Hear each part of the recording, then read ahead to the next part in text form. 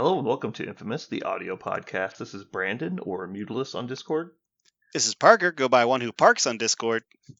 And as always, we're back for your riveting episode of Infamous. Just want to let everybody know that we see you fighting with each other in the comments on the Mojo polls, and we appreciate you. Make sure you go there and tell Nigel how wrong he is about basically everything. So, good job. I feel like Nigel was trying to out Kenny this week. I'm pretty sure that, I think Nigel just gaslighting everybody and he doesn't actually believe all that garbage he was saying. Yeah. Like, trying to say Colossus is the best X-Men is beyond ludicrous. My favorite. Although I will say, I think it was Josh that pointed out that no Rogue in Gambit was sad, and I agree. I feel like I let everybody down. I should have bumped some people. I just really like the future mutants. I think they're really cool character concepts. But I mean, we had to I pick. Also love. Yeah, go ahead. I also love Rogue and Gambit. Immediately after I rewatched all of X-Men '97, I was like, "This is legit." Yeah. Rogue and Gambit in the comic books right now have a really awesome run. They have their front and center in one of the X-Men titles. It's so the big ones like Cyclops and the big overarching end of the world scenarios are in one title, but another title is about Rogue and Gambit and Wolverine, which is a fun dynamic. Like Rogue, Gambit, Wolverine, that's a cool group, and it is fun to watch. Like Gambit has his own issues where it's just about Gambit or just about Rogue or just about both of them doing something important. I was like, this is fun. This is fun to read. Why have I never read something like this before? Probably because they're always being overshadowed by Jean Grey is alive again. But I agree they are up there. My favorite observation, actually, I'm going to shout out to my cousin James, because James posted out, "Hey, did anybody else notice that nobody mentioned Beast?" And he mentioned that as like a blip, and then nobody responded to it. And that was my favorite part, is that he noticed that no one mentions Beast, and this huge tirade about all of these terrible characters that people want to project up to the top. Nobody tries to touch Beast, and nobody even touched his comet. That's how unnoticeable and terrible Beast is. I think Beast is one designed to be a example of a character that you look at and go, that's interesting, and then kind of move on. Mm-hmm. And it's like he's got his own emotional story arc that he goes through, because obviously he's dealt with a lot of stuff looking the way he does throughout his lifetime. But he's never going to be anybody's favorite, in my opinion, or at least very rarely, because his character's kind of developed. Like, he is at his final state when you first meet him in the show or in the comics. Like, he's done his arc. As where Wolverine, I think the reason everyone latched on so hard to Wolverine, and I think side part of that is Rogue and Gambit, they're in the middle of their arc. Like, their story is being written in front of you. And Beast is evolved, kind of like Storm is. She's got more baggage, I think, where a lot of her stuff tends to come up more often. But Beast is done. Like, you're reading the last chapter of a book as opposed to being excited for the next book to come out. I think there's also something not motivating about I'm going to be really shallow, but on a really shallow level, his power set is not super exciting. Like, it doesn't appear like when he jumps out of the Blackbird, he just dies. But when Cyclops jumps out of the Blackbird, he shoots eye layers to the ground that gouge this huge canyon furrow, and he functionally repels off the earth using his own eyeballs. Like, even though his power is just eye beams, it's very dramatic. Like, it's very cinematic. Yeah, very cinematic. And Wolverine's healing factor can play off in really interesting, sci-fi ways. Gambit can apply his powers in different ways. Rogue's powers is really awesome double-edged sword. So many, Iceman is about learning how his powers could be used, how insane his powers actually are. And Beasts are just big hands, big feet, agility, strength. And it's just kind of okay, what could you do with that? It's And unlike Spider-Man, like you said, Spider-Man is also going through, his young adult life and having to manage things. He has the same power set, but he's going through young adulthood. Whereas Beast is a very, very, even though he has obvious self-esteem issues, he has a very well developed sense of self, and he seems highly, highly intelligent and rational. Yeah. Um, Like I think Beast is an interesting character to put to show to somebody, and I think most people will look at him and really enjoy the way that he is described and everything. yeah, But you can almost exactly go, well, who liked Beast more, and look directly at the age of the person reading the comic, because obviously the young, like, teenager kid gets a hold of a comic and he's flipping through, he's not going to identify with the 40-year-old PhD scientist. Like, he's going yeah. to identify with the people that are still going through You, yeah, normal life. I got a better analogy. Like when you look at what Beast serves on the X-Men, he's the X-Men's conscience, right? Like he's the Yeah. one who always is pointing out what the right thing to do is. And like even Professor Xavier is not the X-Men's conscience. Like he's willing to do really dark shit.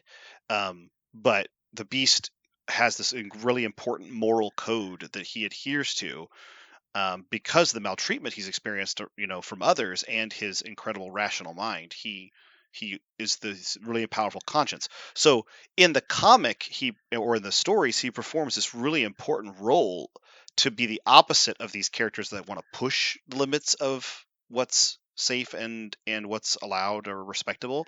However, nobody cares about Jiminy Cricket, right? Jiminy Cricket is nobody's favorite character because the conscience character is not the most compelling one for an audience. Um, and not to say that Jiminy Cricket or the Beast are not important to the story; they're massively important. However, uh, those aren't the ones, like you said, that people attach to. They don't want to. They don't want to see themselves as the conscience. They want to see themselves as the rebel, the one who Which is the takes same risks. reason that everyone loves Wolverine, is because Yeah, he's the guy who says, he's the fuck the opposite. rules, I'm going to do whatever I Right, want. right. Yeah. Says curse words. Like, Yeah, he's exactly everything a teenage boy wants to be. yeah. Dangerous and immortal, right? Yeah. Dangerous and immortal. Perfect combination for a young adult. Yeah. So anyway, have you watched or played anything new? Oh yes. Oh, I'm so excited to talk about this. Oh I boy. uh so I've talked about this in the cast a lot recently, that we were plowing through a lot of Disney content getting ready for our trip to Disney World. And the big thing that I really wanted to do was get the girls ready for Galaxy's Edge by watching all the Mandalorian. And so we uh the last day we had time to do this, because today and tomorrow is just going to be prepping for this trip. Just that's what I've been doing for the past. I'm now on hour 15. I'm taking this hour and a half away to prep. That's the only time I get besides eating. So before that was yesterday, and we finished the last episode of season 3 of the Mandalorian show, and I must have blacked out for the last episode because I do not remember it wrapping up the way that it did. Have you finished the Mandalorian show? I think so, but I haven't watched it in a long time, so I don't know if that season came out and I missed it. I remember really appreciating the end of the Mandalorian, but I don't remember all of the important story beats that get wrapped up. That show just Okay. wraps up in such a nice, neat package. I So love the the end of that what show. I remember, and I'll tell you because this came out like 2 years ago at Yes, no, least. I don't think this is a spoiler alert for anybody at this point. All If right. you want to see it, you So can. right. So the last season I remember seeing is when they're fighting against Gustav Fring Hmm. on the planet, and Yeah. there's the big dude with the minigun like stands alone and fights all Uh of them, huh. and then like that's like the end of the season. Okay, so that is the second to last episode.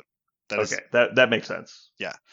So the last episode is what happens to, as you put it, Gustav Fring, who is actually Moff Gideon Hmm. in this show. But yeah, what happens to him, and how does the story of the Mandalorians resolve? And that's actually one of the things I loved about the Mandalorian, and the thing I did yesterday evening, which is we finished the Mandalorian and then we went and watched the Mandalorian and Grogu, which is the movie. Um, I I have completely lost all faith and trust in modern Disney cinema. I am always expecting to be disappointed. I always assume I'm going to hate it and I'm going to feel like it's a waste of my time. And so I went to The Mandalorian and Grogu thinking I was going, prepared for that.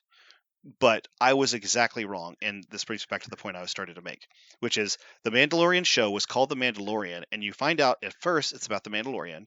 Yes, it introduces Grogu, and which helps the Mandalorian, the main character, to grow over season 1 and season 2. But then at the start of season 3, you realize the show is no longer about the Mandalorian. It's about Mandalorians and like this whole identity that's been built kind of in the background. The B story that's been running in the background this whole time has been, what is the fate of the Mandalorians? And so the show ends with, this is how the Mandalorian, his story ends, Din Djarin, the main character, and how the Mandalorian's story ends. It's beautiful the way to tie it all together. I'll let you watch it if you want to see the end of it. The Okay. the Mandalorian and Grogu is exactly the same way. It's not about Din Djarin. It's about Din Djarin and about Grogu. And so, for the first time ever, something that never happened in the show, we see in the movie, the movie spends a large amount of time with Grogu all by himself, like trying to solve new problems and new challenges. He's learned things by being with the Mandalorian. He has like new strengths and new skills, and it's about him dealing with issues all by himself.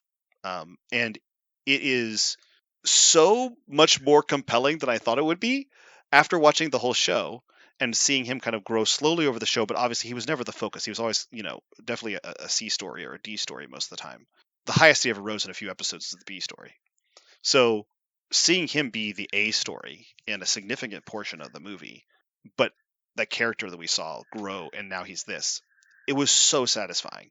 As a person who typically really distrusts the obvious money grab, when somebody includes the plushy character in a movie because they want to sell merchandise, and I usually distrust that. I was ready for this movie to fail. I was ready for this movie to obviously push merchandise at me and through Grogu, and that was going to make me really mad. But it wasn't. It was a sincere treatment of a character that I had come to appreciate. It was so good. I recommend it to anybody who liked the show or just good movies in general. If you like Star Wars IP, you'll like it too. But so good. Cool. End of large synopsis, but I loved it. It was so great. I've heard it is solid, very cinematic, and didn't let down, but also didn't blow people away. So yeah, I was ready to be disappointed. So in that way, I was blown away because I was expecting to be disappointed, and so in that way, I was blown away. It didn't rewrite cinema history or anything. Right. But like I said, very very strong. It did one more thing that I really appreciate in modern sci-fi, which it didn't rely. There was green screen use, but it didn't rely upon it all the time. And so there were plenty of like really awesome Star Wars sets that were clearly just Star Wars sets. And I really liked that a lot. I really liked that the green screen wasn't heavily used, or when it was used tastefully in a place that they couldn't recreate, with a with a regular set. But I loved how much the movie was regular set. That was cool. I would say around the time that let's say Return of the Jedi came, not Return of the Jedi, sorry, Revenge of the Sith came out, the third prequel movie. People really started to realize that the big huge advantage of the green screen was it allowed them to do things they feasibly couldn't do at the time. Mm-hmm. But nowadays, like we've seen with practical effect movies and shows like Mad Max Fury Road, with The Mandalorian using the environment, that well-placed CGI in combination with practical effects is amazing in comparison. Yeah. So I'm glad to see that the Hollywood is moving more in that direction. Dune is another example. The Dune movies was all a lot of like very simple effects, or even the effects they used that were special, quote unquote, were just camera effects. Like when they did the scene on the other planet was done with infrared cameras. That's why everything looked black and white. It was just infrared cameras, but it looks really bizarre and cool. But there's a really just kind of a very practical kind of special effect. Things like that are so cool and interesting visually. You don't have to do everything in front of a screen. What about you? Did you see anything cool recently since last cast? As far as new, I don't think so. I think last time we were here, I talked about watching The Bear. Yeah. I finished it. I think I was literally on the last episode, and I didn't realize it because I don't pay attention to episode count when I binge stuff. But yeah, I think it ended in a good place. Is it over, or is it just? There's one more season coming, I've been told. I will say that the show is kind of refreshing in the aspect that it's not very formulaic. Like Mm, in every other show, it's like there's, you get introduced to the characters, you get presented with a problem, the characters come with a plan to overcome said problem and a goal. And then over the season, they accomplish said goal with hardship, right? That's like right. every show ever, basically. And it's like, okay, well, we know what these people are trying to do, but the show isn't about them accomplishing that. It's about their relationships. And so Mm, it's just like a weird background thing. And then the show is just about like, look at these people in this stressful situation and how they don't handle their baggage well, basically, is the show. hmm. Like, but they try to, right? Like their goal is to get better and get healthier and, get along. But like their, emotions get in the way. Hmm. But yeah, I highly recommend watching The Bear. It is a lot like what's a good example? Yeah, it's hard to really put it's kind of a unique show in that how realistic it tries to make people while still exaggerating them to the point where they're characters and not people. But Right. yeah, they do a really good job of making the people relatable even when they are extreme. Because everyone has that one person in their life that like, you want to love, but like they have issues and they make it hard. And so like it's a lot of people like that. Did you said so? You said that it's more focused on like, do you get resolution to the conflicts though? Like, is You there do. conflict? No, Okay. like the character growth in the show is amazing. Okay. And so the show starts off, and this happens like before the show rolls. You walk into this, and this is the setting. Is the main character is like third kid in a family, and his brother has a best friend. Uh, he and his best friend opened a sandwich place in Chicago, and the main character decided to go to culinary school and become a high ranking or a fine dining chef. Mm-hmm. Then their sister goes through some stuff, and then anyway, he comes back because the his brother kills himself. And so Mm, you walk into the first episode, he's trying to get the restaurant ready to open because his brother has killed himself and left him the restaurant. And so he's there, and his brother's best friend is giving him shit because he's like, you're never here. Like, I can't believe he left the restaurant to you and all this shit. He should have left it to me. You don't belong here. And it's like his sister's got some stuff with him as well. And their mom is like completely off the deep end. And so he's in, but like the business is failing. And so he's trying to save his brothers, their family business, basically. okay. He's trying to save it, and and like the employees hate him because he's trying to change everything because he knows how to run a restaurant, and but he also has extreme anxiety, and so he's constantly trying to work through that shit and bottling it up. Hmm. But it's a good show. I like it. It's very well acted, very well written, but it is extreme. Like Sarah would not like it. Yeah. I told you It is. I told you she's tried to watch it and bowed out. It's intense. Yeah. Yeah. Too much people enacting out dramatized trauma. Hmm. For her. Oh, speaking of the opposite of traumatized trauma, I finished the season of Frieren. Did you ever partake? No, they took a break, and so I just stopped watching. I've been busy. They took a break. It might. Yeah, there was like 3 weeks there wasn't a new episode, so I like stopped. Oh, okay. I just need to go back and watch it though. Okay. I just haven't been keeping up. Yeah, I also haven't been diligent about it, but I didn't notice a break because I wasn't diligent about it even to start with. But yeah, I finished this season, and it's very much a middle season, right? Like they set up a lot of things that are going to happen, like pay off later. But one of my favorite things about this season that they did, which I did not think was going to happen, in the first season, you meet a lot of characters, and I kind of expected there to be like a pantheon growing, right? Like a bunch of people that were going to be kind of consistent in the story.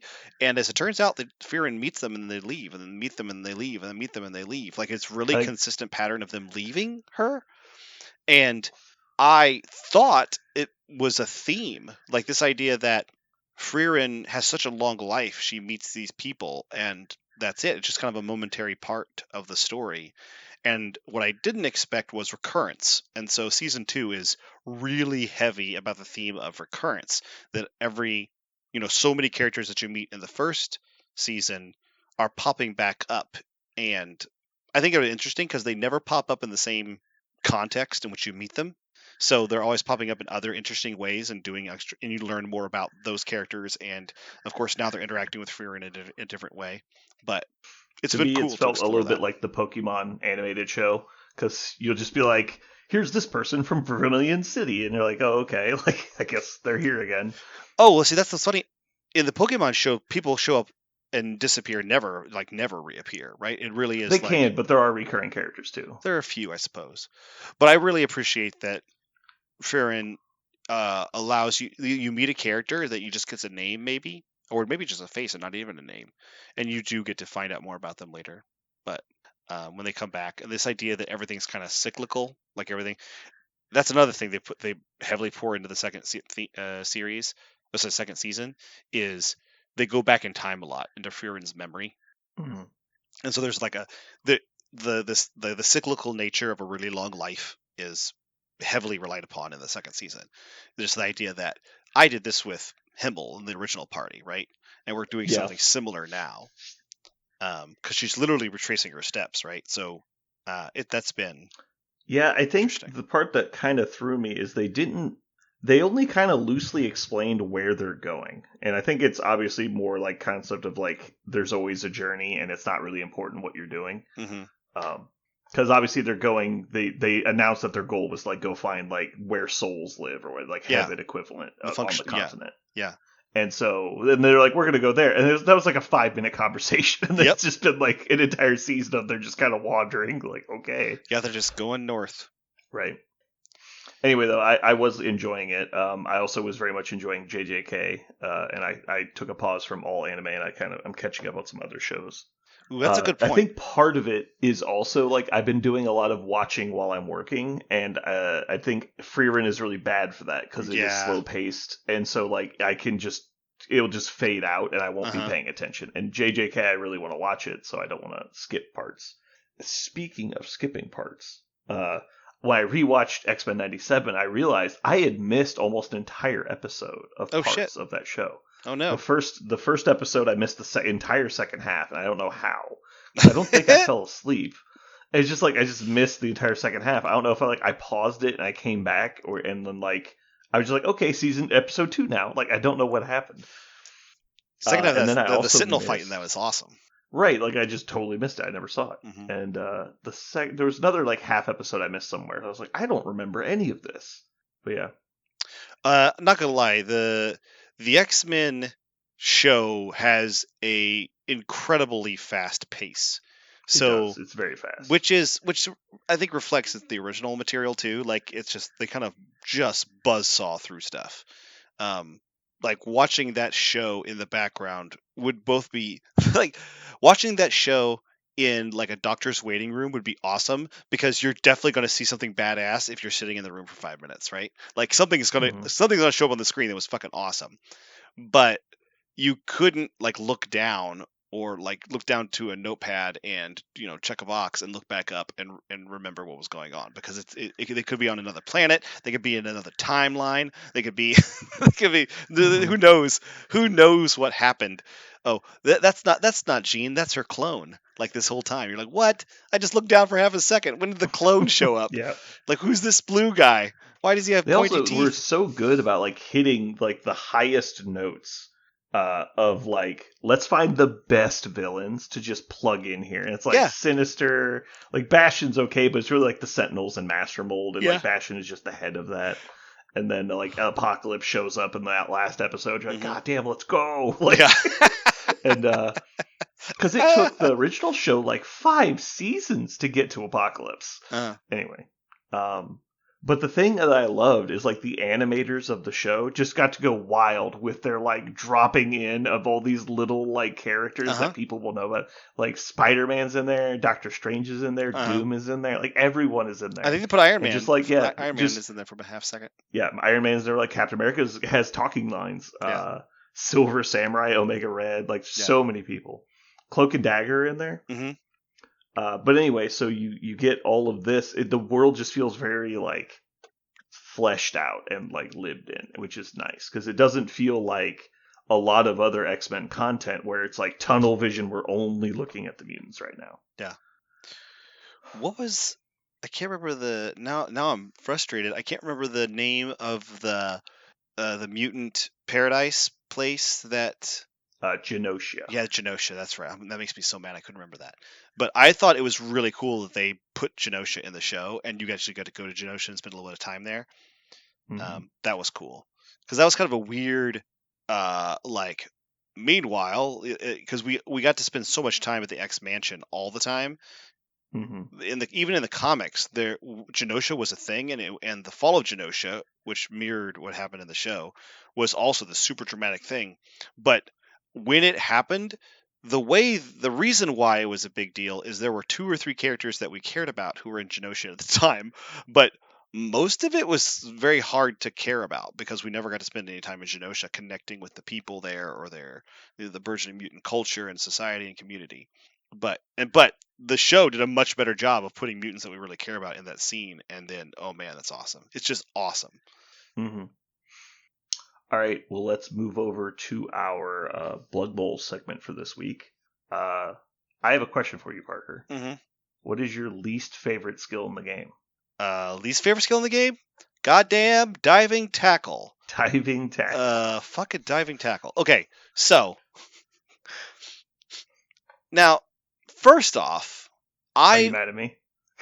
I'm not mad at you. I'm not mad at you. But that was a weird situation in which that was a straight. Okay, let me just paint the picture so people know what the fuck is going on. I'm playing my game with Josh, and it's a pretty good game. We're playing back and forth. I'm up 2-1 in the second half, and I just got something really lucky that just happened to me. He could not fully enclose his ball carrier, who's a dwarf runner, and I sent my um, witch around him to throw a 1 die block twice just to try to knock out the ball. And I ended up getting a block. His dwarf runner does not have block yet because they only score 2-star player points on a score, and he's only scored twice in the league, and so he only has 4-star player points. So he doesn't have block Yep. yet, and so I end up knocking the ball out. When I knock the ball out, it ends up dropping into another witch elf's hands. Like it just bops right out into the other Oh, witch yeah. elf. And so now the other witch elf has the ball. I did this deep in his territory. So I can easily dodge out and get one go for it and score. So I go, okay, I'm going to dodge out. I'm going to move 7 spaces, one go for it. I make the dodge roll. I make the go for it roll. But as I do that, I go, okay, I score. And so I'm getting ready just to pick up my models. Brandon, who just walked up like 30 seconds, you didn't even get to see the ball knocked It was out. like 5 to 10 seconds. You literally were doing it as I walked up to the table. Yeah. You went, oh, you rolled a 2 on your dodge roll. I go, yeah. And he goes, oh, well, diving tackle. And I go, oh. And I was like, okay, so diving tackle could go off. And then Josh, who does not know a lot about his army, really goes diving tackle, like question mark, because he is Well, like he's I even asked before the game because I know diving tackle is really good against elves. yeah. And I asked you before the game, he's like, well, you know the dwarves blitzers have dive tackle, right? And he's Yes. like, and you said, yeah. Well, but like part of me saying that was like, you need to give your opponent time to make that decision. Right. It'd be just like as if he had a team reroll on his turn. Yes. And so, in my opinion, when I walked up to the table, obviously you guys were trying to wrap up the game, and it was very obvious what you're going to do. But you went very quickly, Yeah. and I would say like in a turn, if you were using a chess clock, then that's different because like it's up to him to like use his time and you to use your time. Mm-hmm. But it looked like you guys were playing without a timer, and so it's like you just quickly move. I was like, well, he needs a second to think about that. Like, but not only that, like it's an obvious you would activate that. There's no negative to it, and it's the only thing that stops you from scoring. Right. And he clearly just had forgotten that his model has it. Right. I also forgot that his model had it. I honestly, if you would ask me, does a blitzer have diving tackle and tackle, I would say yes, because of course I know that because I played dwarves. Right, but functionally on the board, it's totally different. I just forgot that was the blitzer next to me. That's what I forgot. I just didn't realize that his blitzer was the model next to me. The dwarf models are really similar, and I just missed it. And so, had I seen it in that moment, I would have rolled the 2 and gone, would you like to use diving tackle? So I decided that I didn't think you were trying to quick play him. Right. And so afterwards I decided afterwards I decided that if I had been fully aware, then I absolutely would have done the same thing you did, and it would have turned out exactly the same way. In the Mm. moment, though, the way it turned out, it made me feel like I had just scored and it just got retconned, Mhm. which made me go, oh, it gave me a bad Right. taste in my mouth, which is And not so what actually happened, I think. But what Josh should have done is put his dwarf blitzer there to stop that from happening. But what had happened was Josh accidentally put his dwarf blitzer there, which had effectively stopped it from happening if he had remembered. yeah, Uh, but for anyone who doesn't play the game, if you walk away from an opponent that you're effectively engaged in melee with, you have to make an agility test, which elves are very good at. They do it on a 2+ on a d6. hmm And a lot of the elves can have a skill called dodge, which lets them re-roll that test.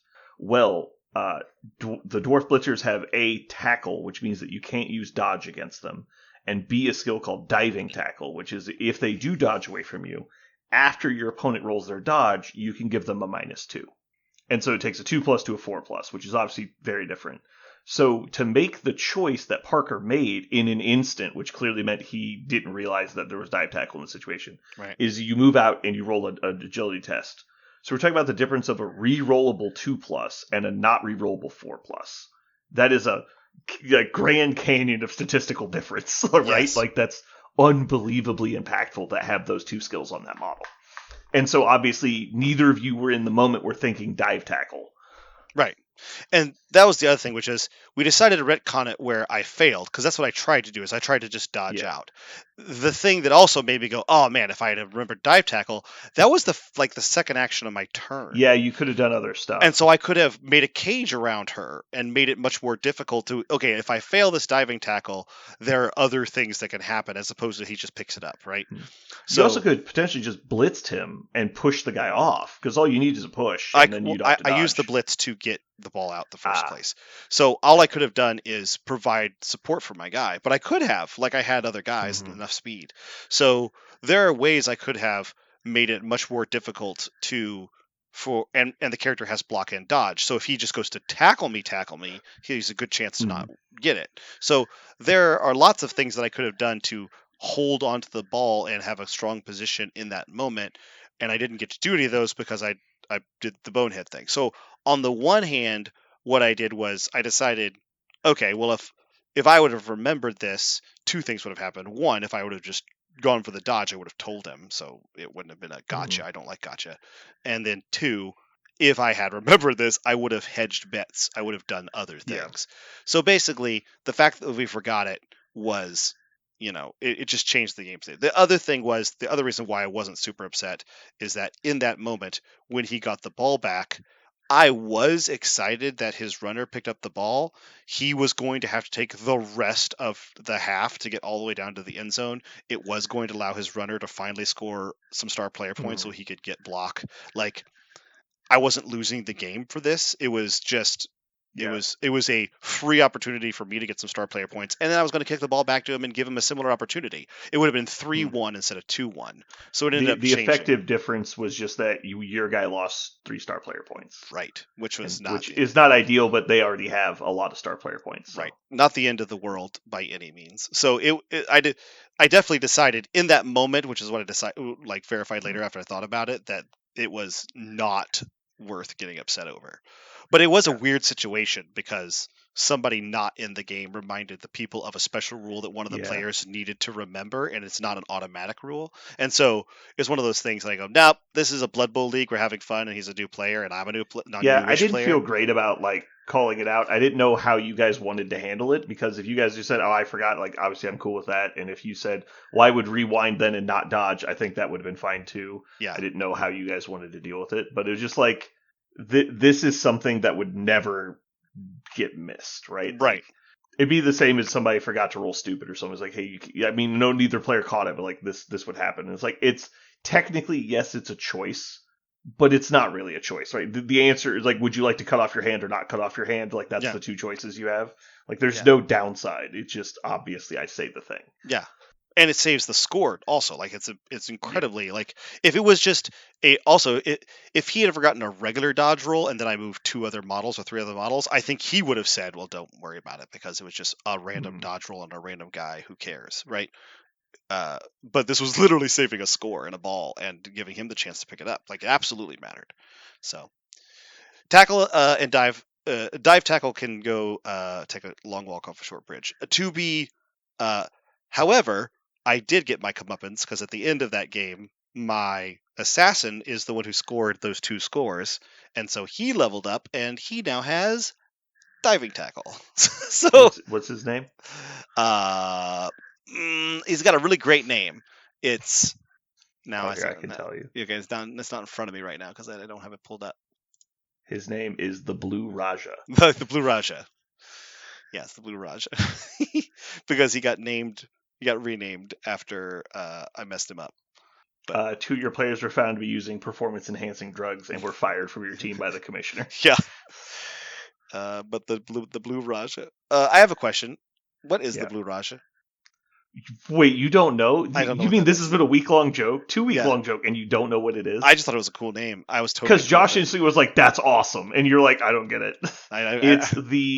It's the fork throwing guy from Mystery Men. My gosh, I didn't remember that was his name. Yeah, it's I know exactly who that is. Hank Azaria. Yeah, it's Hank Azaria. Yeah. I know exactly who that is. And the joke is later in the movie, he's like, "Why don't you bring knives?" He's like, "I'm not Stab Man, I'm the Blue Raja." And so that's why it's the Blue Raja and Stab Man are your 2 assassins. Because they're different people. I'm not the Stab Man, I'm Blue Raja. Okay, I can't believe you don't remember this. I haven't seen that movie enough. I haven't seen that movie since 1998, I think. I've absolutely seen that movie, but not enough to remember that line. Nor his character name, but that's perfect. I thought you got it because you reacted like you had gotten it. No, I just liked it. I just really liked it. I thought Stab Man and Blue Raja sounded like badass assassin guys. I didn't understand. Just remember, he's throwing forks out there. Yeah. Well, he was also scoring a lot. He got 2 points, so I took it down to 1 because I told him, I said, okay, get your point once he picked it back up. Cool. How are you liking the league so far? You said last week that you're more excited to play more Blood Bowl. So. Oh yeah, I am so excited to play more Blood Bowl. What I am learning is that I really like elf teams. Like they are really fun to me. I really like the agility 2 in the back pocket all the time. I like being able to say, yeah, it's pretty fucking good. Isn't it? It's pretty fucking awesome. I love that as a mechanic. I don't know if I would enjoy wood elves as much. I might, but I'm now excited. I was looking at the high elf team after our conversation about them. I stared a lot on that night, and I've looked at a lot of them again. I built some Blood Bowl rosters using different tournament packets, and the high elves look cool. So I'm likely going to expand to them soon, and I might just eventually have elves. The only elves I don't, and I mentioned this last cast, is I just don't like the aesthetic of the Elven Nation. The punk rock elves, I just don't. Elven Union. Elven pro Union. elves? Yeah, the pro elves. Elven Union. I just don't like They'll always be aesthetic. the pro elves to me. Yeah. I think their rules are pretty cool, actually, but if I ever do them, I'm probably going to do like an alternative sculpts or something. I just don't like the Mohawk elves, which I know is a super like Warhammery thing is that they did. But I just would like to point out that Parker is saying live on air, don't like punk rock like emo elves. However, I play dark elves. Like that's what Parker's saying. I didn't say emo elves. I said the punk rock. No, it's not punk rock. It's like heavy metal. Like it's the heavy metal, OG heavy metal. Like the animated movie. Yeah, metal. Yeah, it's hair metal. It's 80 hair metal style. That is something that that aesthetic I've never appreciated. But you like glam rock, just to clarify, just not hair metal. The music didn't bother me. It was the look. No, I'm pointing out like dark elves. The most similar team to dark elves is pro elves. And it's not close. And their aesthetic? It's not even remotely close. It's like, yeah, hear me out. I don't like goblins. However, snotlings. Like, hear me out. You're like, bro, calm down. There's enough of an aesthetic difference, I suppose. There's enough for me to be cool I'm with not it. saying you can't have this opinion. I'm Yeah. just pointing out its flaws. Okay. Okay, so are you already thinking about what you'll play in next season? Yeah, I'm literally making lists all the time and thinking about it. I think Lizardmen are up there just because I love those models. I think High Elves are up there because I love the rules. Um, I feel like I need to play a Lizardman game or two to find out if I would like it, because every time I ever try them, the old Blood Bowl set, the old video game, I thought these guys are so cool. I love this concept so much, and then I played it and was like, man, I really am struggling to appreciate this. Uh, and it's just because Yeah, it is kind of abstract yeah, when you get it on the field. I just feel like the like it's nice to always roll 2 dice with the Saurus, but those dice can shit out so badly, and you can just have turns where they do nothing or hurt themselves, and you lose them all that way. And the my favorite part are actually the skinks. I think I really like the skink game plan. Um, so that's probably the part I would like the most. But the part that you know where you actually have to roll a block dice, every time my butthole clenches up a little bit, going, "Oh my god, don't be it both down! Oh shit!"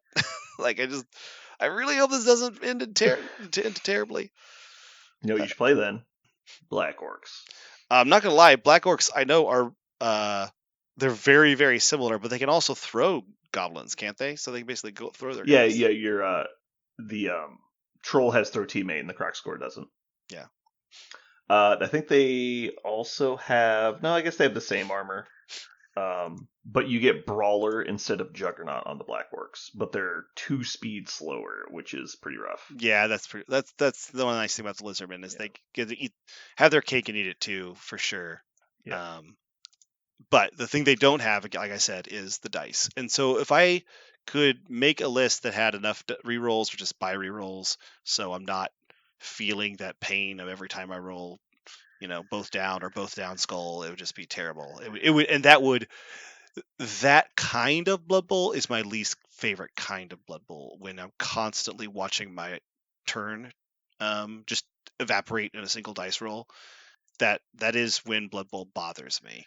Um, so for that reason, I think I might really struggle with Lizardmen. But man, I love their aesthetic. I love their aesthetic so much. So High Elves, I that one haven't think left if you onto. can play dwarves, you can play lizardmen because again, the whole point is you're trying to, slowly just push your opponent backwards while, kind of trying to score, but they're not like a quick score team. Mm-hmm. And as far as like 1 turn scoring teams go, Black Orcs are dead last. So I don't know Yeah, that they're really a threat to 1 turn score. yeah. I I am. will say, Go ahead. after the updates, I am actually annoyed with how easy it is to 1 turn touchdown. Like there's 2 or 3 teams that are legit good at it, and I think that might be a bit much. You think? I mean, like it's just kind of an overused gimmick. There should have been another gimmick. You've talked Well, I before how don't you think it's don't want there to be more overused. I think it's gimmicks. too easy. Hmm. The fact that there's basically no counterplay against it, you have to even to completely sell out. You're only mildly inconveniencing them most of the time. And obviously, it's still a lot of dice rolls. But guess what? A scoring drive has a lot of dice rolls in it too. Like, turns out there's a lot of shit going on. Mm-hmm. But yeah, the comparing the goblin throwing versus the tree man throwing, the big difference is the troll has to roll really stupid, which fails the whole thing. The troll has to roll really hungry, which fails the whole thing. The troll has loner, so to attempt to re-roll it, you have to give up on. You have to roll 4+ just to re-roll those things. The goblin troll, however, doesn't have loner, which is the team we're really talking about, so that's okay still. The troll does not have strong arm, does not have bullseye, so there's really 2 skills he needs before it really becomes online, and he doesn't really get points because he has to get casualties to get points or successfully throw a teammate, which only happens 1/3 of the time usually. Mm-hmm. Moving over to the halfling teams, the tree man isn't stupid. He has rooted instead, which doesn't stop the throwing. He doesn't have hungry, so he won't eat the fucking halfling. He comes with strong arm, so it's +1 to his passing rolls already. So even throwing the 1 turn touchdown is only a 5+ to get the successful like superb throw. And if you first upgrade bullseye on him, he doesn't scatter.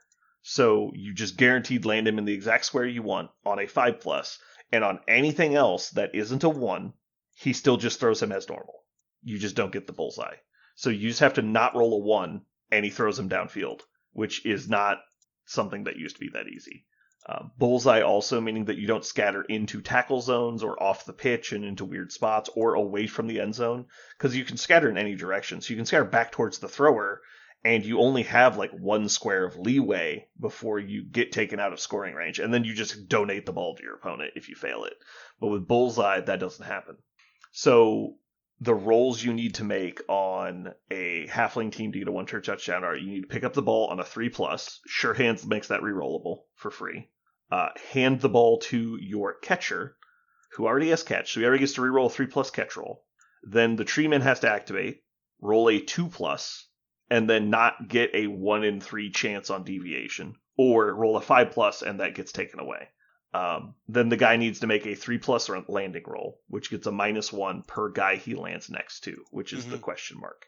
So if you get the bullseye, that's not going to happen. If you fail the bullseye, you might have to get a -1.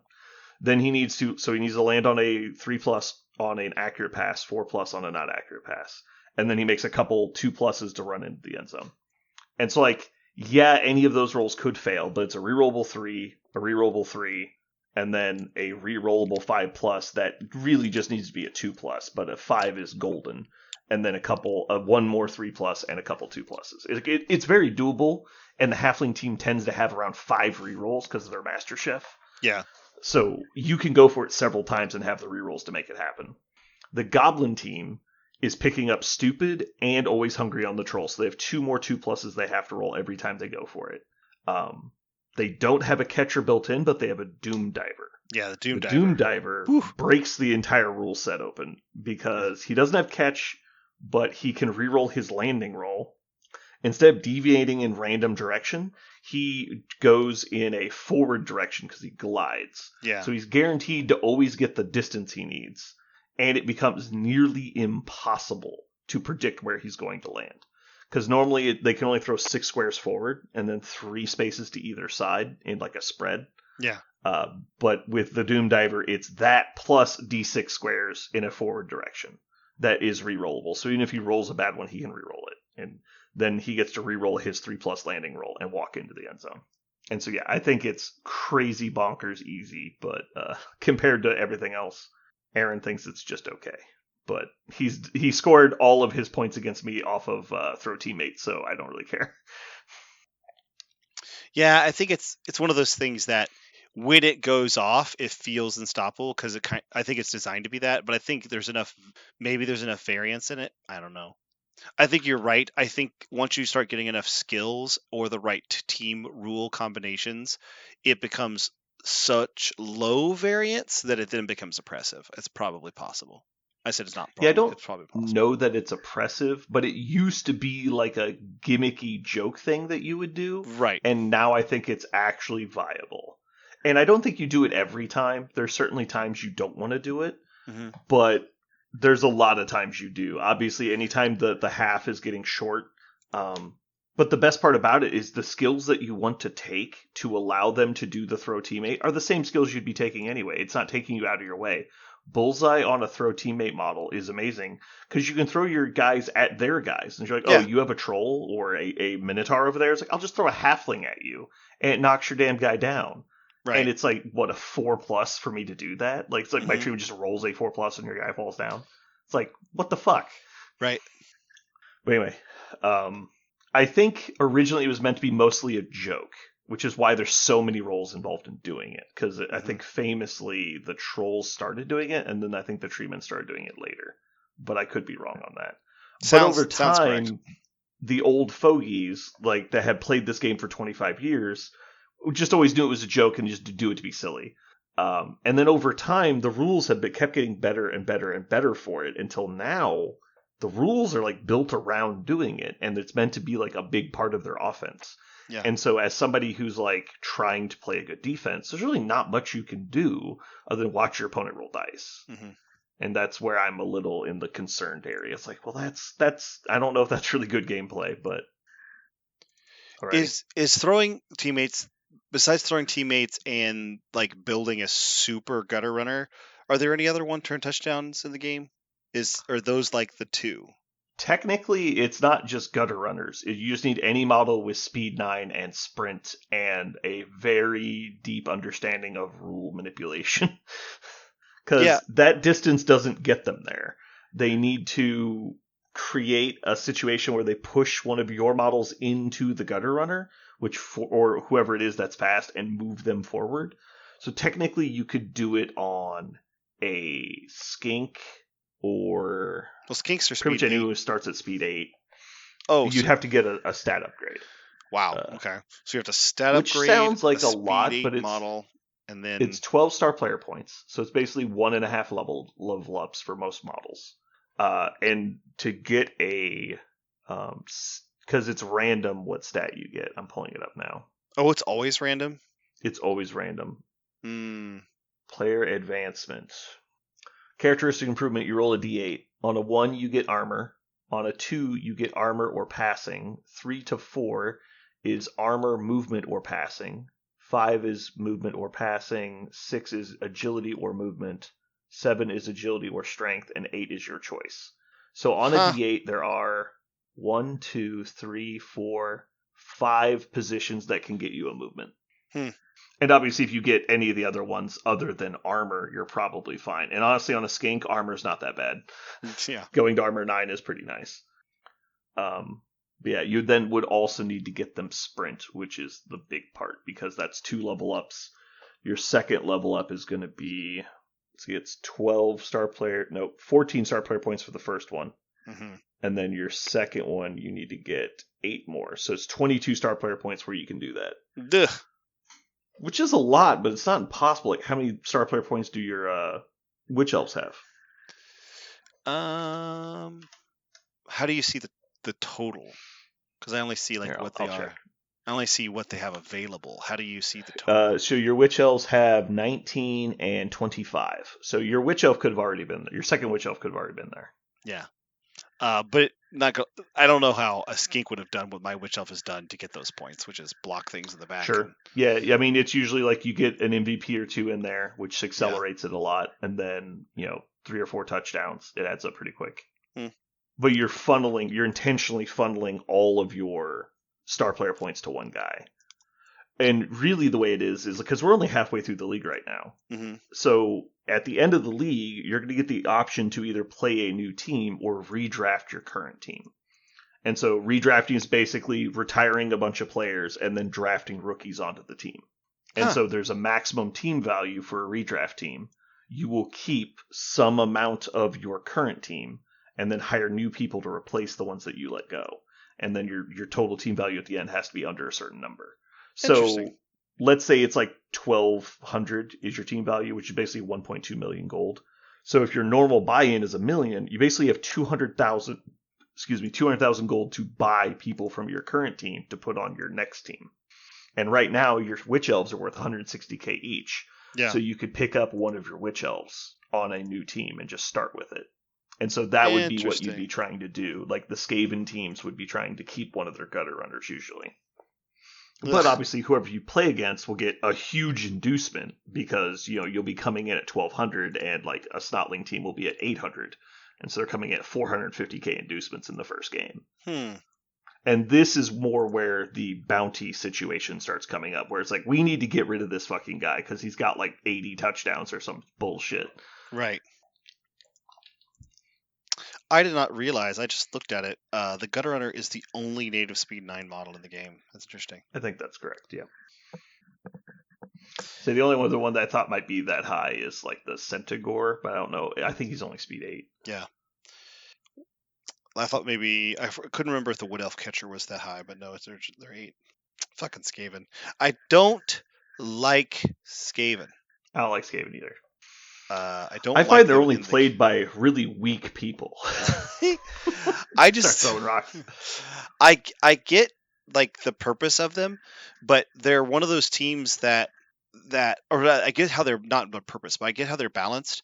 But they're one of those teams that when you look at it and you go, okay, so their thrower is very strong, their runner or like /catcher is Very strong, maybe the strongest or one of the strongest. He's arguably the weakest. But I'm talking in terms of what they're I know. supposed to He's do. strength 2. I know. Yeah, I was making a joke. yeah, and That's actually they're a big deal because they gave a lot of almost all catchers used to be strength 2 yeah, in attempt to prevent you from just running 2 catchers downfield and getting one of them get a touchdown. yeah, Pretty much all catchers were strength 2. They kind of went away from that. It's really just the gutter runners now that take the strength hit. yeah, But they're getting an agility, which obviously anyone who plays the game knows that that's worth it. yeah. Like going +1 agility for -1 strength is always worth it on a catcher. Right. Their blitzers have 2 amazing abilities, and they're speed Mhm. 8. And then the Rat Ogre is one of And they're the +1 armor. yeah, and the Rat Ogre has Mighty Blow and Frenzy. Like there are Mhm. so many things about them that you're like, wait a minute, where's the kind of Scornergy guy, right? Where's the guy who's just fine? No, Skaven for a very long time were considered the best team. Yeah, Their downside is they're a little light on armor, but that's it. a little. Well, but they're little light combined with the fact that 2 of their best positionals are strength 2. Yeah, And it used to be you could take up to 4 of them. And so most teams were bringing 3 gutter runners. So you had a backup in case someone well, got hurt. they don't have only one of them has strength 2 now. The Gutter Runner. No, I'm saying the number of guys on the pitch. Oh, the number. So of if you're guys. drafting Yeah. a team, you're bringing 14 models probably because you don't want to put gutter runners on the field on defense. Yeah. You only want to put them out there on offense. Well, you So could put you're drafting. one. You could put one, like to pick it up. You could, but they didn't have stab back in the day either, so they were really liabilities. Mm-hmm. But anyway, you'd have to have extra guys so that you could take your gutter runners off the pitch on defense. Mm-hmm. They're expensive, and that you would basically never be able to afford the Rat Ogre starting. You'd always have to start with him later. Mm-hmm. Well, So he's coming in and he's not getting level ups, so he's not getting block, which is big on a frenzy piece. Like I'll go back and say what I said before, which is I don't think they're imbalanced. I don't think it's like feels imbalanced. I think they are. Oh, you think so? Yeah, I think they are. I'm just saying why they're not unstoppable. Right. I just think that they have everything you want. Like if you they're kind of like the Cricks back in War Machine days, right? You're just like, what would you want on this army? Like, what would you want on this unit? You're like, I want to not be able to be touched and stealth and Pathfinder and Weapon Master and lower your armor. You're like, okay, cool. This unit gets that. You're like, what? Like, what? Like that seems like a really. What about your high dexterity, low armor unit? What do they have? Immune to blast damage? That seems good. Yeah. Oh, they also immune to knockdown? That seems good too. Yeah. Oh, they can take a UA that gives them tough, I guess, and immune to knockdown too. You're like, why? Why would you? Why? Like, where's your low defense, medium armor unit that does infinite damage? What do they get? Oh, stealth, so I can't shoot them. That seems good too. Stealth and tough. Yeah, it's it's just weird. The Skaven in this game are they feel like that. They don't feel like they're 10 years of listening to Crix players tell me that Bane Thralls are bad, and I'm like, they're better than every unit my army has access to, including the mercenary units I can take. Mm-hmm. It's like, well, yeah, but like they're the worst unit in my army. I'm like, cool, like you fucking moron. Yeah, like your army is so overtuned. Yeah. Anyway, I think there are every team in Blood Bowl is, I think, very flavorful. The Skaven are one of the ones that their flavor doesn't seem to match. Like the fact that they gave the Gunrunner stab is the most flavorful thing they did. The others just seem like generically good thing for that position, right? I think across the board, the regular rats have 1 point too much armor. Oh, like the regular linemen should have less? Yeah. Yeah. I mean, if I was writing the rules, I think that there needs to be a noticeable difference between them and similar armies. Mm-hmm. But that's just me. Yeah, like armor 8 across the board, armor 9 on the blitzers and the Rat Ogre. Rat Ogre's fine at 9.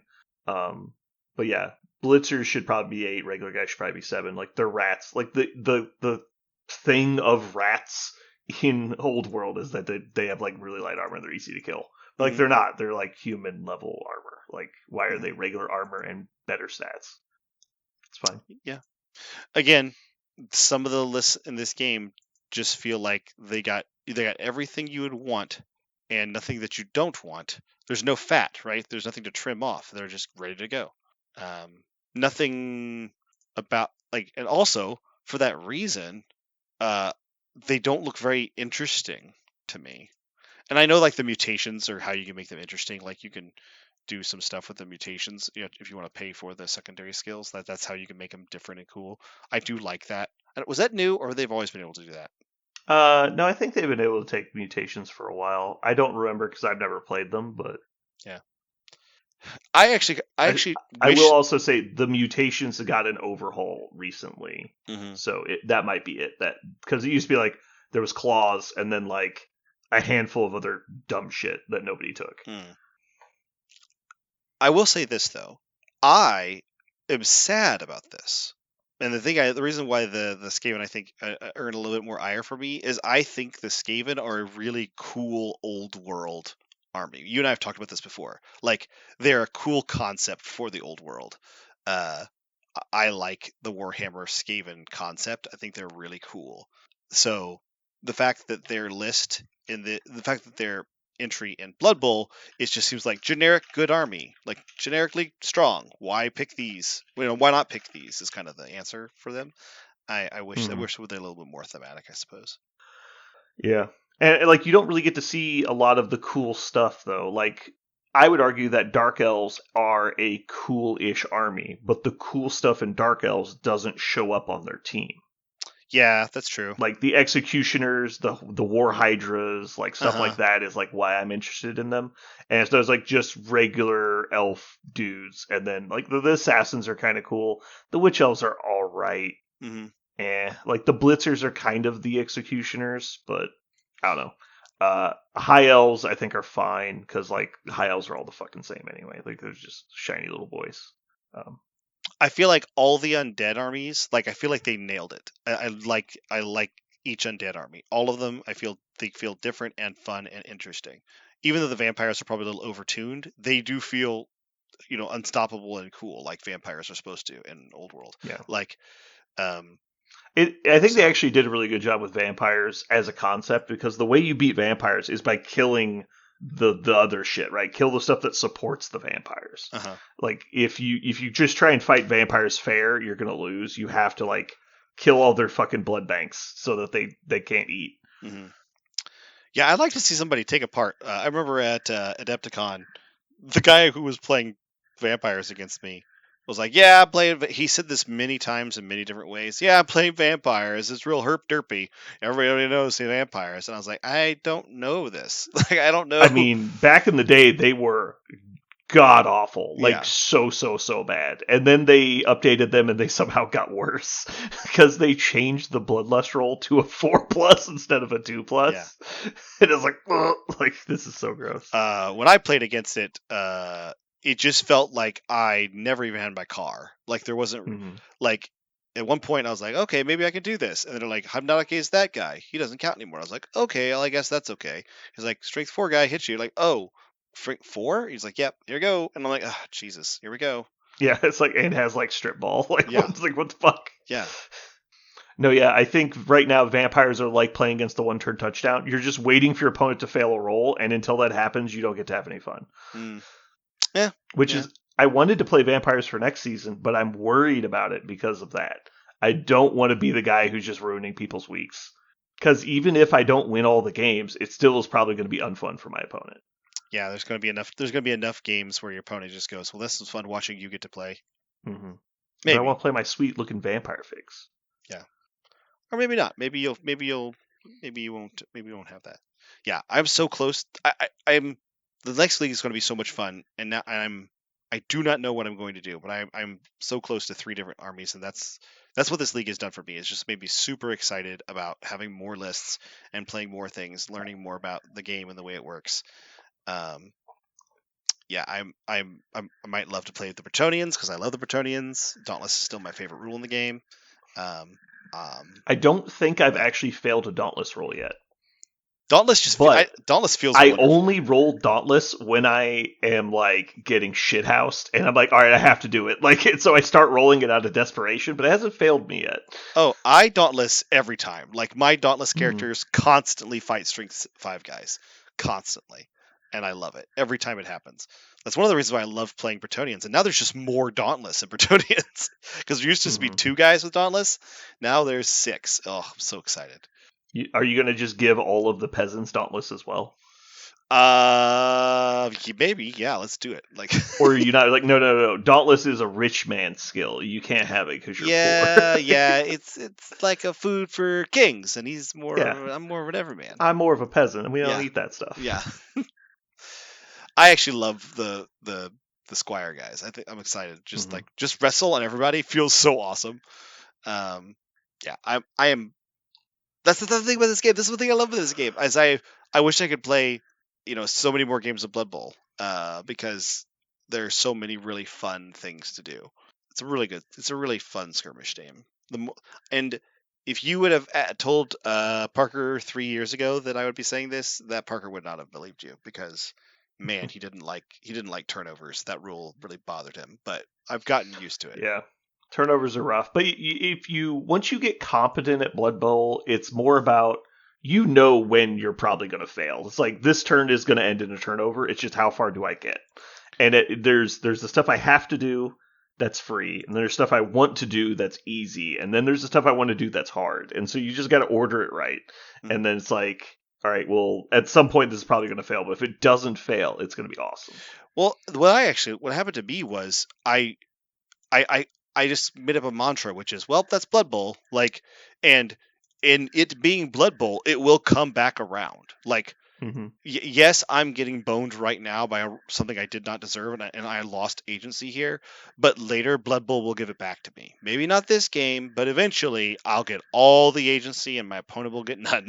And that's Blood Bowl. I remember, like 2 years ago, I tried to get back into Blood Bowl. And I played one game against Ryan. Ryan's a good opponent. Generally, he's very, chill guy. Mm-hmm. And I don't know if he remembers this, but we played the worst game of Blood Bowl I've ever seen happen.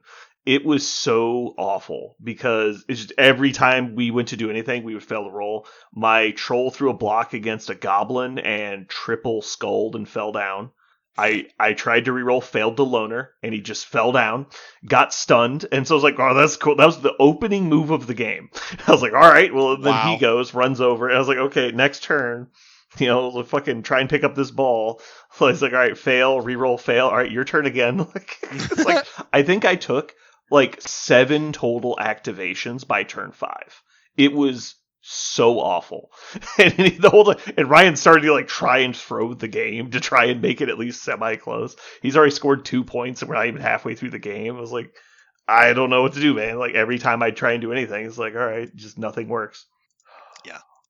But that's just, and that, like I said, a long time ago, before I had played enough games of in-person Blood Bowl, that would have really bothered me. It would bother the hell out of me. But now that I've played enough games, I've been like, yeah, but eventually that'll happen to my opponent, and then I get to play. But it's not like other games where I just have to wait till their turn ends and then I get to play, which is what I've just gotten used to with minis games for a long time. It's just a different way to do it, which is, you'll get to play just later, just not now. Mm-hmm. Yeah, I don't think I've been upset about a turnover yet in the league. The only thing that's really made me mad is just all the fucking injuries. Yeah, that's but it's pissed you off. It's like first knockdown of the game, break armor, dead. I'm like, cool, I guess I'll use my apothecary. Cool, he's just out for 2 games and lost a leg. You're like, great, thanks. Yeah, I was looking through it because I just did the bye week for everybody, so I refreshed everybody's missed games. I'm just going through. I'm like, oh, I'm noticing a trend of certain people don't have any missing people. Yeah. Alrighty. So let's get into Mojo for this week. Mm-hmm. I guess real quick, do you have any predictions for this week since Aaron's not here? I'll get Aaron's score predictions before the games happen, but do you have any predictions for week 6? I predict that I will not be playing any games. Did you not get your games figured out? No, I couldn't get my games. I tried to. Kenny's schedule didn't work out, so we're going to have a big kerfuffle where I'm going to be playing on, was it round? Yeah. So there's no games this week officially. This is bye week. Yes. Next week is week 6. Yeah. So technically during week 7, I'm going to be playing 2 games then, right? Because you're saying next week. Because you're not going to play for this week or next week? Yeah, I'm going to be gone. Then yeah, you'll play 2 games on week 7. No, I'll be 2 games in week 8. I'll be 3 games in week 8. because I'm going to be here for round 6 or 7. So yeah, I'm playing 3 games in week 8. I'll have to catch up a bunch, but that is what happened. All right, so we have you versus the Skaven. We have the dwarves versus the halflings, the goblins versus the snotlings, and the Norse versus the gnomes. Okay.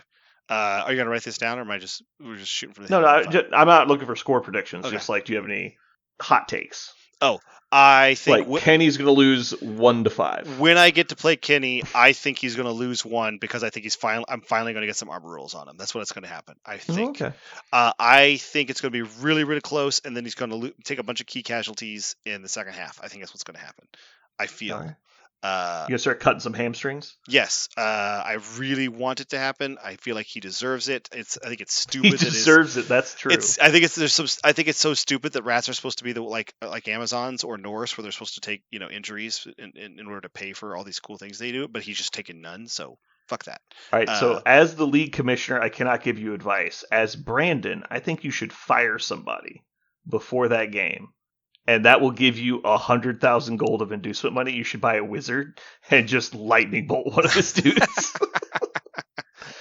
How often do you get to use wizard? Just once? Once. Okay.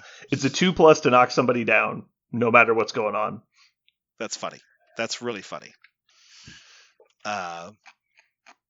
Because you can't buy that with petty cash, though. You have to have. So as the lower team value, you can only put 50k from your treasury into petty cash.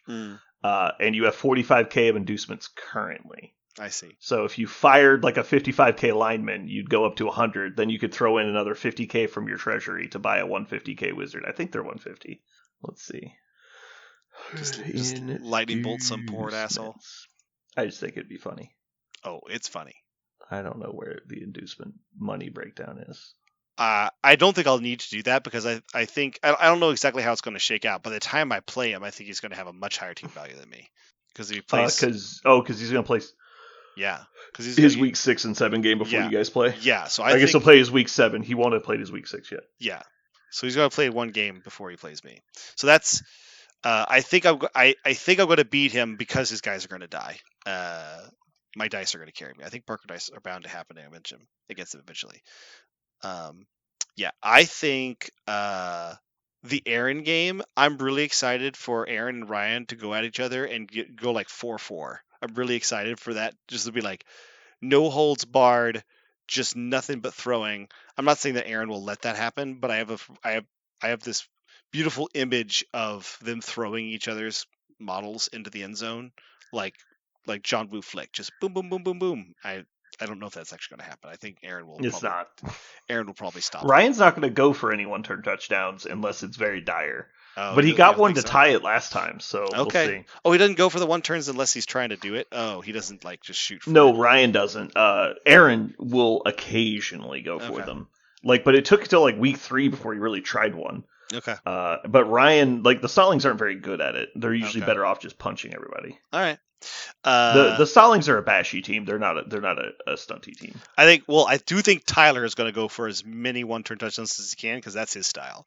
So, Tyler does it even when he knows he can't score. Yeah. He's just like, fuck it, go sail away, boy, and he just hurls him downfield. But he can't score. He's like, I don't care. I think CJ is going to score his first point against you. I think is what's going to happen. Because I think it's going to happen. I'd put money on that. Yeah. I want him to. Man, I wanted him to so bad against me, and it didn't happen. So I want that for CJ. Oh, unless did he score? Oh, he didn't get to play Ryan this week. Oh. Yeah. So he's a game behind. Yeah. So yeah, those are my predictions. I think CJ will score 1. I think Ryan and Aaron.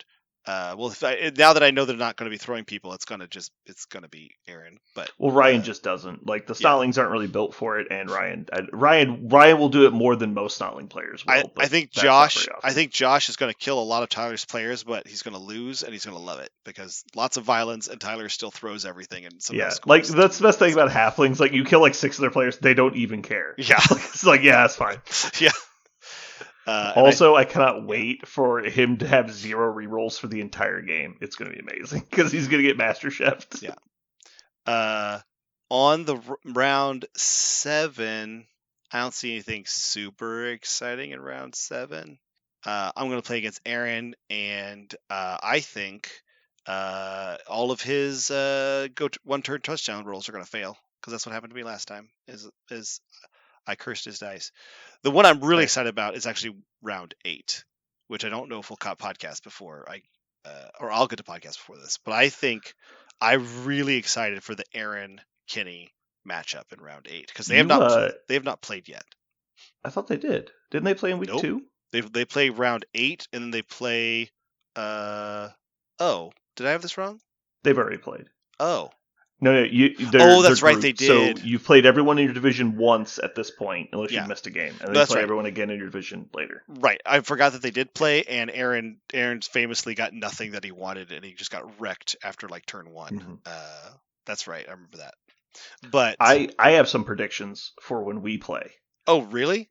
Yeah, we play what, round 9? I have no idea when that is. Yeah, it's probably week 10. It's round 9. Okay, I'm gonna kill every fucking one of your players. I see you coming for my completions title, and I'm not going to let that shit stand. I am not going to come for your completions title. You need to fucking back off. Why have 4 completions now, and I see you. You think you're just biding your time till you can leapfrog. You get off my ass. Fucking speaking of leapfrogs, your bullshit where you're just like, and this guy throws at this guy, and then this guy moves in front of here, throws at this guy. Why would anyone want to take your 19 completions from you? Look, this is my longest goddamn road, and no one is taking it. Okay. I will build this road to the fucking moon. I do not care. I am excited that I'm going to lose most score while I'm gone, but I'm going to try to get it back when I get back, so we'll see how that goes. You're going for most touchdowns, you said? I want to, but Kenny's going to push me hard. I do not know if I'm going to get it. Yeah. I mean, it's the 2 teams in the league that are by far and away the most geared towards scoring touchdowns. So. Yeah. That we've had a surprisingly high touchdown rate this league. And part of that is like you and fucking Kenny getting to play against stunty teams early in the league, but where's most touchdowns? Most scorer. You have 15, Kenny has 15. You guys are tied right now. Mm-hmm. And you're playing Kenny this week? I would have been, yeah. Okay, that would have been an interesting game. Yeah. Because you already played once, right? Yes. This was your second game against Kenny? Yeah. Mm-hmm. Yeah, so, you are in third place with 4 completions. Kenny, who I put him on notice that he's been warned that I'm coming for him, is in second place with 5 completions.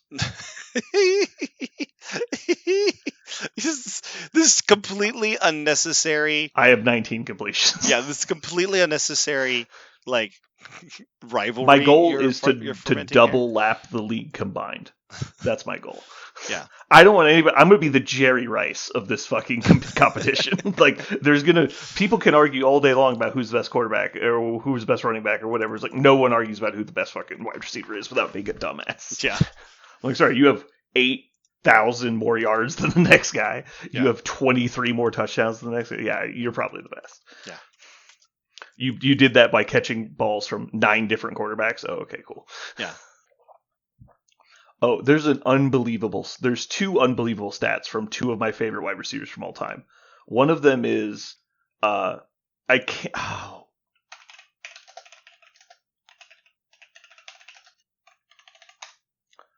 here we go. I believe the stat is the combined receiving yards of all players ever in the NFL after the age of 40 is 2,510 yards. 2,509 of them belong to Jerry Rice. What? So, of every player who's caught a ball at the age of 40 or over, if you add up all of those yards, only one of those yards doesn't belong to Jerry Rice. Isn't that absurd? That's so bizarre. But it's not. It's like a good receiving year is 1,000 yards. He had 3 good receiving years after the age of 40. Like, that's absurd. That is wide receivers don't play past like 34. Yeah. My next favorite stat, and this one is almost more perplexing. Larry Fitzgerald has more tackles recorded. He's a wide receiver. Yeah. Tackles recorded than drops recorded in his career. That's amazing. That's unbelievable, right? That's like that can't be true. Like you look it up, you're like, did they not record fucking drops? That's crazy.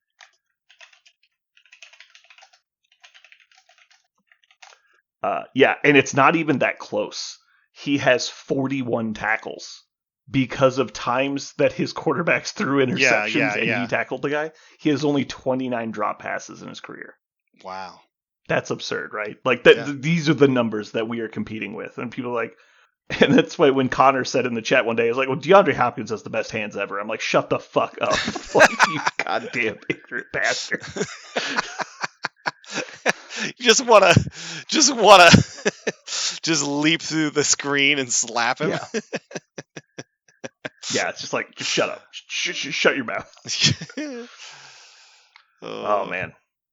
I am somehow tied for 4th best in defense. Oh no, 3rd best in defense. But you're doing the best by far because you've only given up 3. Yeah. To be fair, a lot of mine are against my team when I've got like 5 guys on the pitch, and it's like bullshit. Yeah.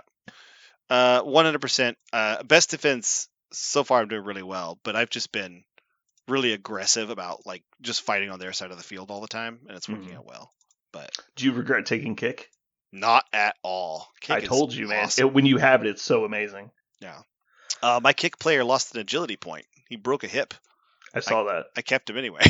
Just like, kick's too fucking awesome. I could be a regular. So as soon as you get another lineman level up, you might give him kick and fire the original guy. Yes. Because their team value doesn't go down as they get injured. They're still the original price. Yeah.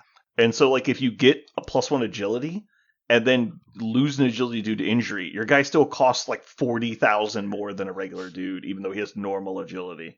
Yeah. Yeah, I've just come to accept that everybody I play against is going to have whatever star player they want, and they're just going to have to, except Kenny. Kenny can suck an egg, but Kenny can eat a whole goddamn bag of salty chicks. I don't care.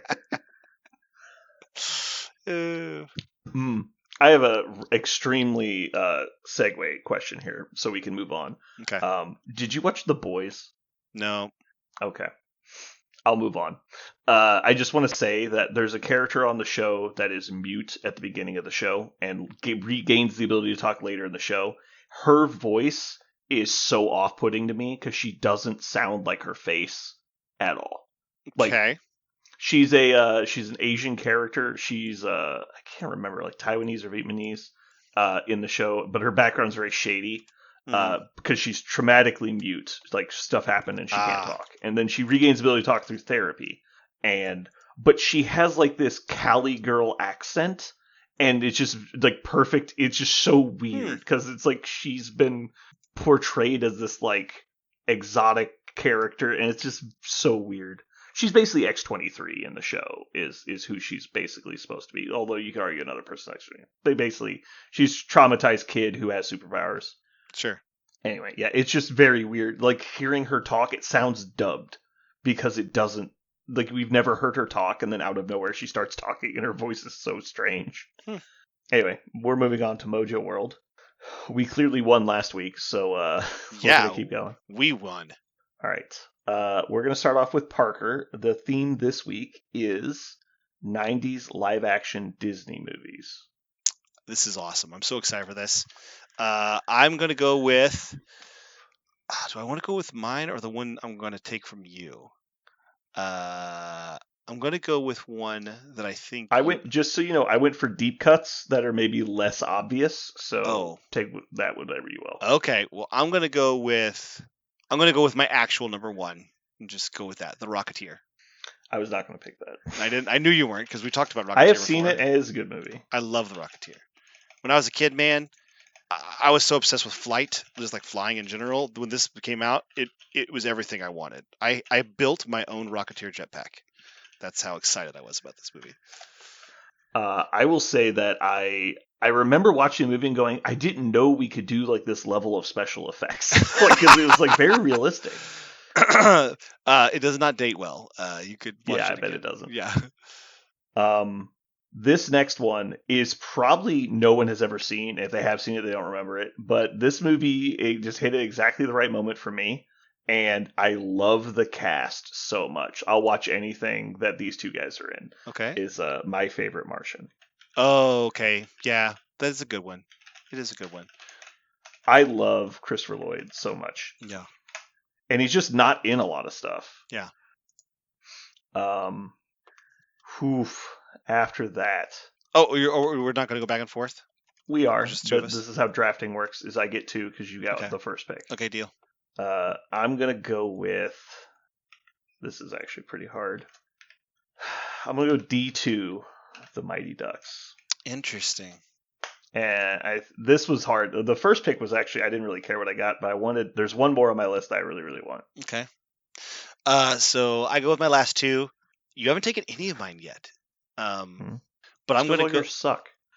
I'm going to go with Mighty Joe Young. Ooh, okay. I really like that movie. And the last one is going to be the only one from this era that I still watch every year, and it's never bad. The Muppets Christmas Carol.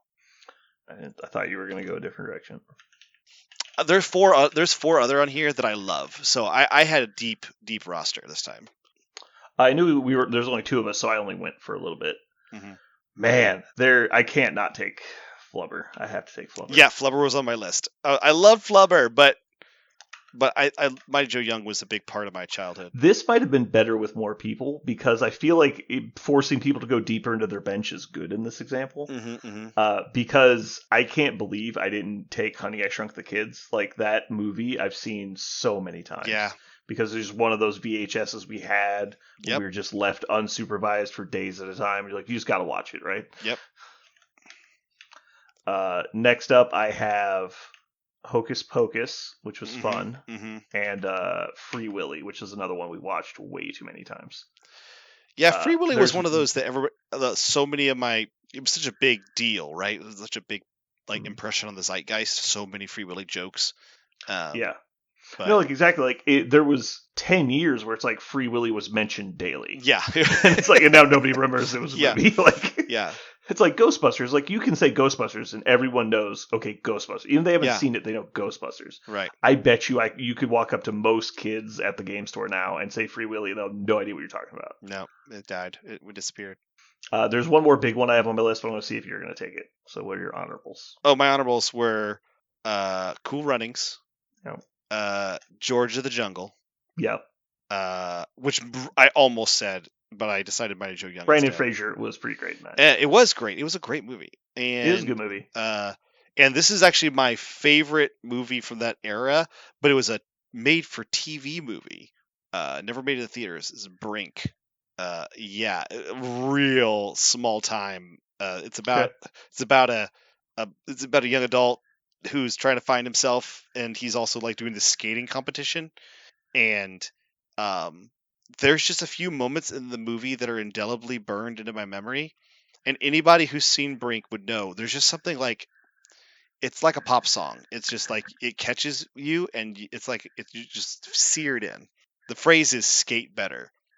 Like every time, if I've ever met anyone who said they've seen Brink, all I have to do is skate better, and they go skate better. It's just, for some reason, it's just, the movie had some indelible moments. Brink. The last one I had was Nightmare Before Christmas, which is... Oh, I thought...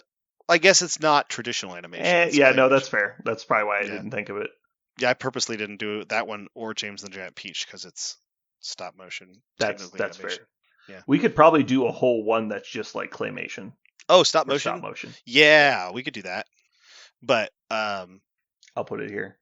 Cool Runnings, George of the Jungle, Flubber, and Brink were my 4 honorable mentions. Mighty Joe Young was just such a big deal. That was one of the very first, because I missed King Kong. Like I just didn't like. There was no King Kong for me. Mighty Joe Young was my first like giant ape movie. And of course, it's a very different tone than King Kong. But man, that movie just felt wonderful. And the Muppets Christmas Carol is the best Muppet movie, and it's not close. Even the new one, which I like the new one, not the number 2, but the new one was good. But Michael Caine plays Ebenezer Scrooge in that movie, and he just makes a meal of it. Is he a real person in the movie? Yeah. Okay. Famously, he if you've ever watched Muppet movies, one of their big shticks is they love doing cameos with big stars. Like it's kind of one of the things they do in all their Muppet movies. Um, but oftentimes it's very silly. Like the cameo is silly, the characters are silly. It's very silly. It's over the top and goofy. When they approached Michael Caine about playing Ebenezer Scrooge in Muppet Christmas Carol, he said, "That sounds wonderful. I'll do it, but I will not act to Muppets. I will not act as if you are silly Muppets. I'm going to act as if all of you are serious actors. And if as long as you treat my performance and respect that, I'm going to play Ebenezer Scrooge in this version. And yes, I'll be acting with puppets, but I'm not going to be acting to puppets. I'm going to be acting to actors." And like that's what he said, and it comes out in the performance. It's it's so good. Even though there are some silly Muppet things in the movie, um, he never blinks. Like his character is super straight Yeah, I the mean, whole it always time. works better when you have silly characters and you have a straight man. Yeah, Like, that's always better. it's kind of the same thing they did with Sweeney Todd. Have you ever watched the movie adaptation of Sweeney Todd that Tim Burton directed? But when I he haven't seen a directed, lot of Tim Burton stuff. well, I love Tim Burton, but he hates musicals. But Helena Bonham Carter is his like, I guess, life partner. Like they refused to get married, but they've been together, have kids and stuff. And Helena Bonham Carter loves musicals, and so like basically as a favor to her, he agreed to do Sweeney Todd because it's one of her favorite musicals. But he said, "I hate musicals. The only way that I will do this is if you let me do this as the least amount of musical as possible. I want to make this like a dramatic, movie." Because it is macabre and kind of silly. It's perfect, like it's right up his alley. But he said, "I'm not going to do this as a musical, and so we're going to take off these things that musicals have, and kind of run this like I would run my movie with music in it." Uh, and it plays like that. It's wonderful. But if you don't like Tim Burton movies, you wouldn't like it because Tim Burton It's has not a that I don't flavor. like them. It's just the like, I like Batman and I liked Nightmare Before Christmas, you just said. You Night did that? Before Christmas is good. Like, I don't Yeah. mind the macabre setting. Like, I like the stuff of his I've seen. I just don't go out of my way to see it. Yeah. Um, Yeah, I think Edward Scissorhands is one of the best movies ever. Just like quintessential yeah, Tim that one I Burton. haven't seen. Like, it just Yeah. seems like a little too edgy for it to like draw my eye naturally. But if hmm somebody's like, "Hey, you should watch this," I usually will. What's funny about Tim Burton is he specifically, his favorite thing is juxtaposition. Like that's how he does everything.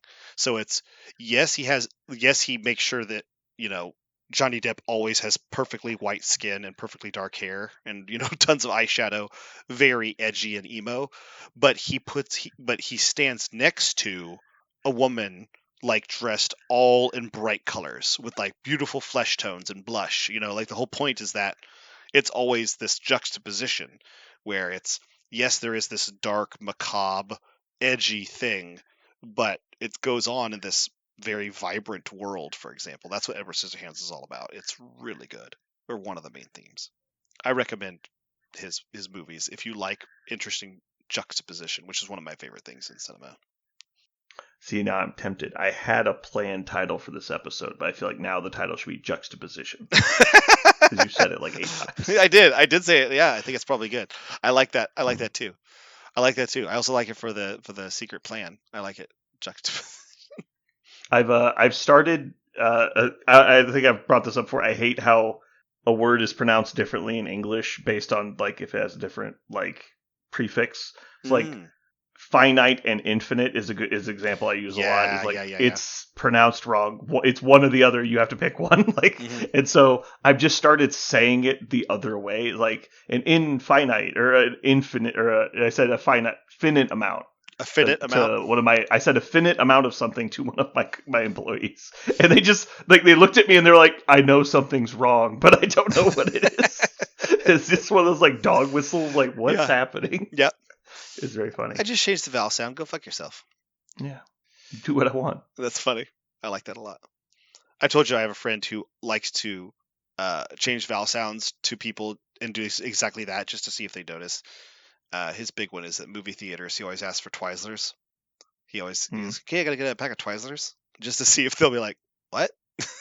But he said they never do. He just he has a couple of these ritual things that he does. I love it. So now I just call them Twizzlers. Dude, I can't remember what Aaron told you to watch. Did you ever watch it? Aaron told you to watch something. And we were Clerks? Yeah, Clerks. I have not. Did you yet. watch it? I have not yet watched Clerks. I am not sure where to find it, but I haven't tried yet. Do you want me to Google it for you? I know. I just like my goal was infinite Disney stuff. Like that was every single spare moment was Disney stuff until when we get back from Disney World. That'll be a good goal. Let's get on Clerks. It is on my short list, because I know so many things. So many people are so excited about it. Well, I was going to tell you should watch the IG Crowd, but the reason I brought it up is there's a guy in it who mispronounces the name of a restaurant, and because of that, I now intentionally mispronounce the names of restaurants, and so I say Fazoli's instead of Fazoli's, and then I say Chipotle. Yeah. By the way, nobody called us on it, but even the category that day where he says Clerks and gives me a hard time about Clerks was movies with Ben Affleck. Ben Affleck was not in Clerks. I believe that is correct. I almost said something while we were going, but I think he was credited in something. He was in Clerks 2 and Clerks 3 as cameos. But he was not in Clerks. I think because he just started going, what are Kevin Smith movies, because he's literally in all of them. Yeah. But not that I wasn't going to ever watch his thing. I mean, absolutely watch the movie. But I do think Clerks is still a decent watch, but you have to go in knowing that this is going to be a very dated, rough draft. Because it was like the guy's first movie, their budget was like legitimately $50,000. Like they had negative money as their budget. But considering what they did with an independent movie that had no budget, it's a good movie. But it's very much in that early Kevin Smith vein of, I don't know, it's hard to put into words. It's like chill college kids comedy. I don't know. Okay. Yeah, well, it's kind of like making fun of just like how daily life is funnier than it should be. Well, it doesn't bother me at all. Kevin Smith dialogue and Kevin Smith monologue are some of my favorite things to listen to. So it doesn't bother me to if it's mostly just characters talking to other characters. Yeah, that doesn't bother me at all. I know because it's like Tarantino has extremely identifiable dialogue. Like you can just listen to something and be like, "Oh, Tarantino wrote that." Yep. But then Kevin Smith's kind of the same way, like you're saying. It's like it's very noticeable the way he like writes and like the attitudes he puts on his characters. Mm-hmm. Some of my most memorable moments in cinema history come from his dialogue. Like some of the dialogue I have memorized that I love to think about, because he thinks the way he creates some images and does imagery. There's a conversation in Dogma where the 13th apostle is describing what Jesus Christ is like. She asks him like, what was he like? He's like, he liked to listen. She's like, oh, that's an awesome image. Like, that's a really awesome image. But he does that many times throughout his movies, as he creates these really interesting takes that I think are just really well written. Cool. Well, we better get out of here because you have stuff to do. Yeah, I'm still going. I don't get to stop, but I'm going to leave. All right. Well, hopefully everyone's enjoyed. Parker will be gone for a few weeks. This has been Brandon. And Parker. And you just listened to Only Losers Play Skaven.